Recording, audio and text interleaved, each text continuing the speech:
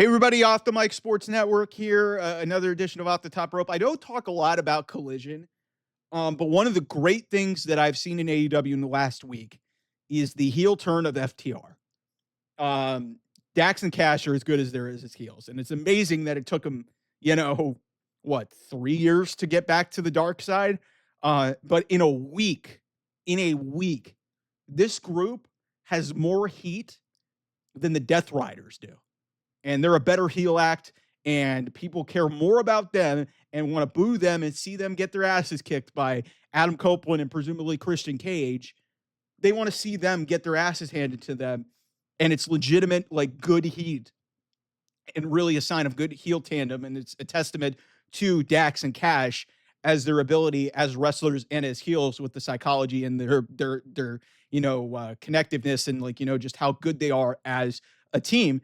That in 7 days they turned on Cope in a violent heel turn. It was seriously one, to me it was honestly the best part of that whole Dynasty show. But it's sorry, I got a little bit of allergies here, but it's crazy to see Dax and Cash be able to get this amount of heat in such a short period of time after not being heels for as long as they have. But again, what this is about is that they're better heels than the Death Riders. The Death Riders are literally like the death of AEW, and they're supposed to be the top heel act in this company. So I don't know where this is going beyond what the match is with Cope and Christian Cage potentially aligning together, E and C getting back together, or I guess it's C and C aligning together to take on Dax and Cash. I hope Dax and Cash are able to get the tag team titles. But I'm sitting there watching, and they had significant time on this show and did a lot of stuff. Like, they had the 15-minute promo or the 10 to 15-minute promo to start the show, where they almost pile drove Tony Schiavone. They actually gave a good reason, unlike the Young Bucks, who tried to, and that's another example of a heel team that's not getting the heat that they want. But they gave a better explanation for turning on Cope than the Young Bucks did for, beating up Swerve Strickland and helping John Moxley win the championship. So there's that. And, so they almost pile drive Tony Schiavone. Nigel McGuinness gets involved. It was a great little angle. Daniel Garcia gets involved. They feign for a while that, hey, he's still their buddy.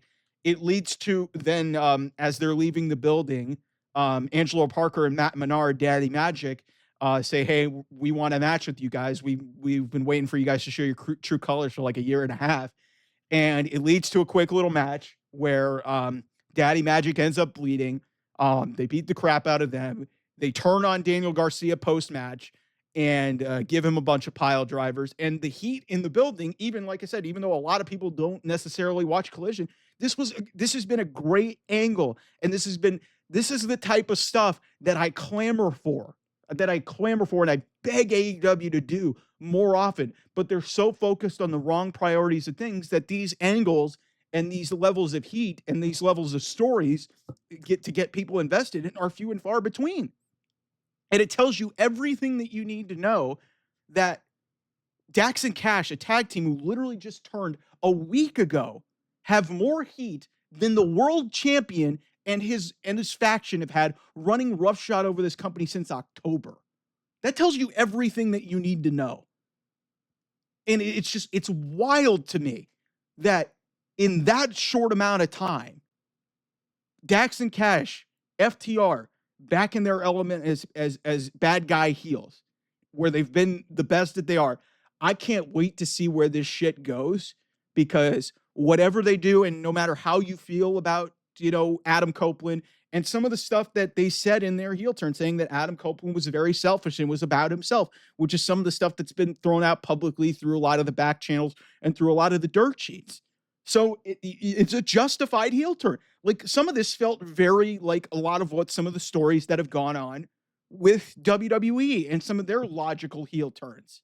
Like, yeah, maybe they went a little bit over the top with a bunch of the pile drivers and the concertos that they've done, and there was a little bit of an excessive amount of blood. But hey, listen, it's gotten them more heat, and it's gotten people more invested in them. They haven't even held a tag team championship in like 3 years. Jon Moxley and the Death Riders, they hold the trios titles. Like, what the fuck are we doing, man? Like, this is the other thing about many countless things that frustrate me about AEW is they've got people there and they've got talent there that are capable of doing a lot of angles like this that get your fans invested in it. The problem is the wrong angle is at the top of the card.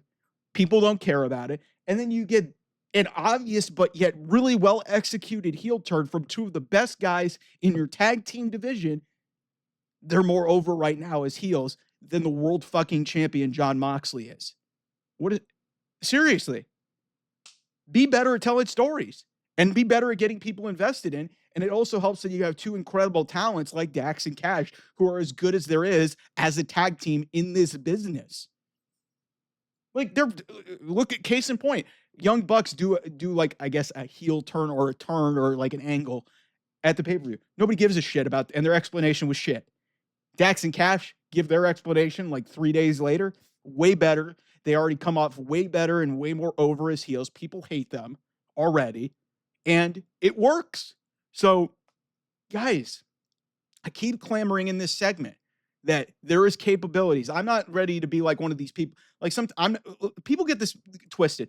I'm not rooting for AEW to burn to the ground. And this is the reason why. Because there is capabilities and talent there and people with the ability to tell better stories. But they're more focused on getting 5 stars. They're more focused on getting past Nitro on Wednesday. They're more focused on all of this other bullshit and doing like, no selling and a bunch of 70 Canadian destroyers and all this other shit, which is not going to pop your audience if there's no story there. Whenever Cash and Dax get into the ring with Edge and Christian, or however we get to All In with what presumed is going to be this match, there's going to be a lot more story in this. There's going to be a lot more of, emotional investment from the crowd because they're telling good stories and they're getting you invested in these characters. It's not that hard. Yet AEW has fundamentally had a difficult time with this for a couple of years. Very few and far between stories that get you to care from week to week television. More of this, please. And it tells you everything that you need to know that the world champion, Jon Moxley, and the Death Riders, who are both supposed to be the top heel act in this entire company, has not even close to the heat that Dax and Cash have been able to get in the last 7 days. So congratulations, and credit to everybody involved, whoever was involved in producing that. And maybe that deserves Tony, but why can't you guys do this more often? That's all I'm saying. Thanks so much for watching. I'll see you guys soon. Bye-bye.